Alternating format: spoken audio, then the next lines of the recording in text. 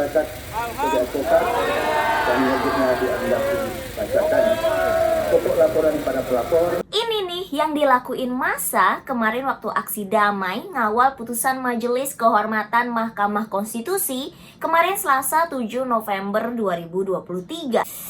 Kenapa ya bisa sampai selebrasi sujud syukur kayak gitu? Yuk kita simak bareng-bareng cerita gue dari lapangan.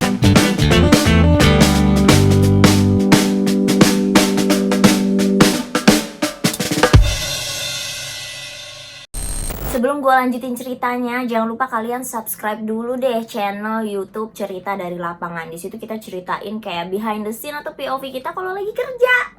Seru-seru deh pokoknya.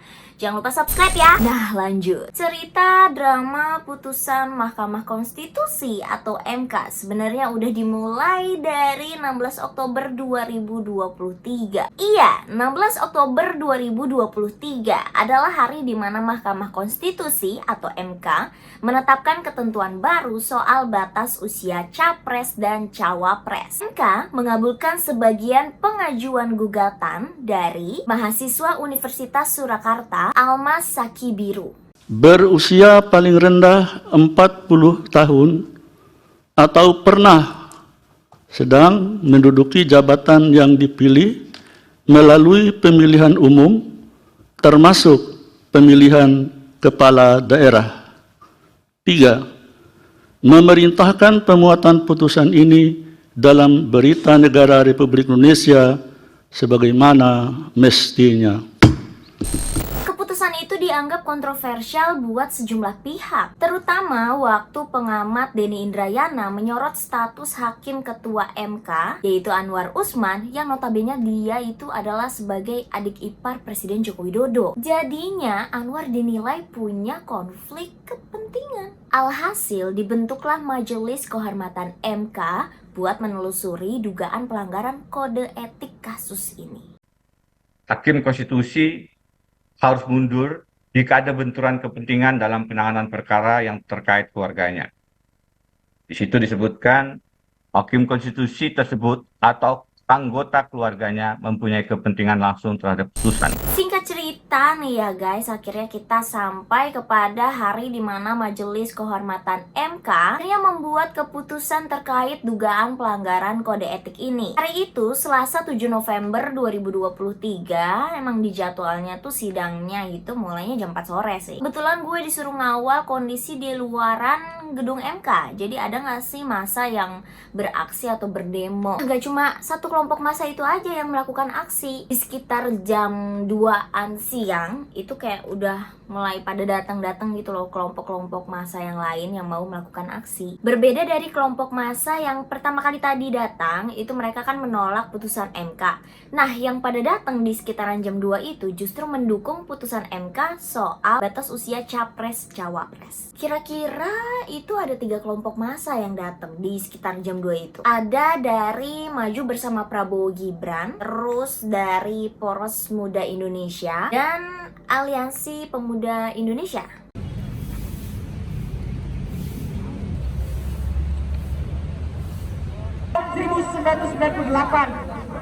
Tentang menyampaikan aspirasi di depan umum dilindungi oleh konstitusi. Asas hukum mengatakan kawan.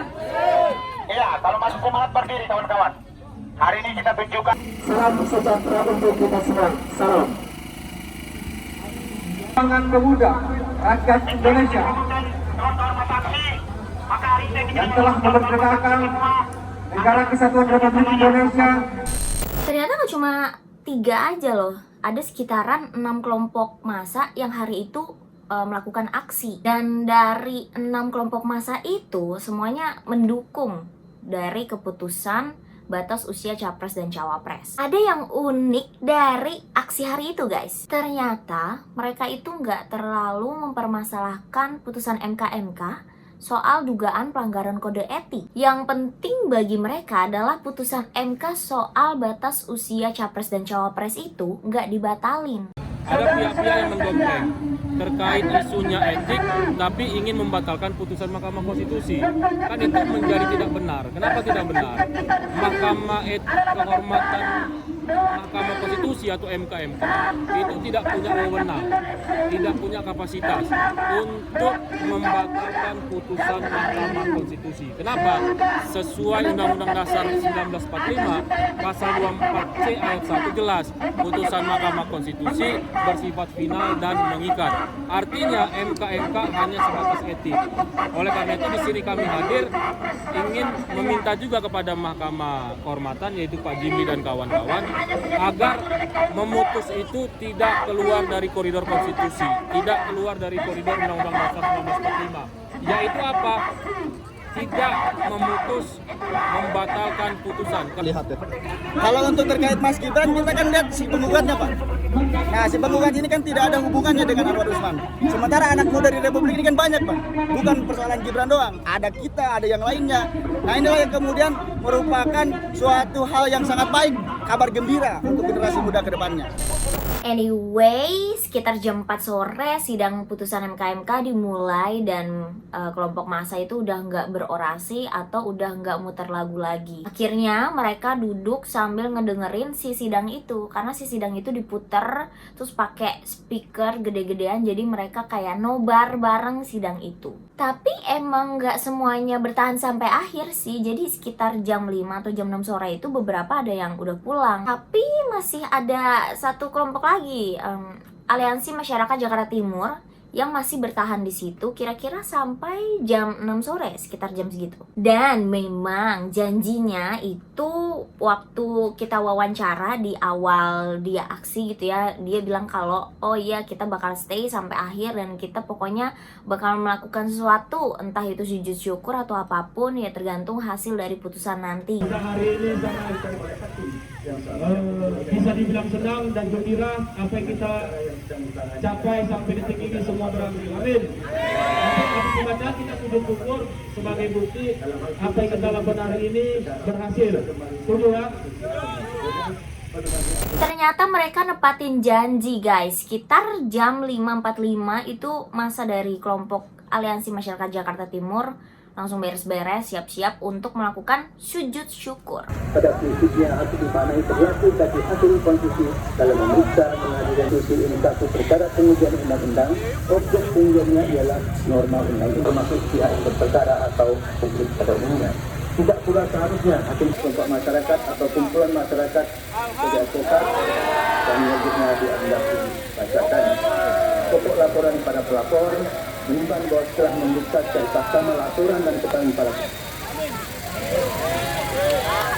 Majelis Kehormatan memberikan fakta bahwa 16 lapor. Mereka tuh emang sujud syukur buat apa sih guys? Mereka melakukan sujud syukur itu karena merasa puas dengan putusan MK. Bukan permasalahan MK yang akhirnya memutuskan untuk memecat Anwar Usman dari posisi hakim ketua MK loh. Tapi soal putusan MK terkait batas usia capres-cawapres yang nggak dibatalkan. Ya, yang pasti sebagai masyarakat yang mendukung putusan Mahkamah Konstitusi tentu ini sangat sesuai ekspektasi kami. Kenapa? Karena dari awal kami menganggap bahwasanya apapun yang diputuskan Mahkamah Kehormatan itu tidak bisa membatalkan putusan Mahkamah Konstitusi karena itu sudah sesuai dengan Undang-Undang Dasar pasal 24C ayat 1 sebagaimana teman-teman sudah pada tahu.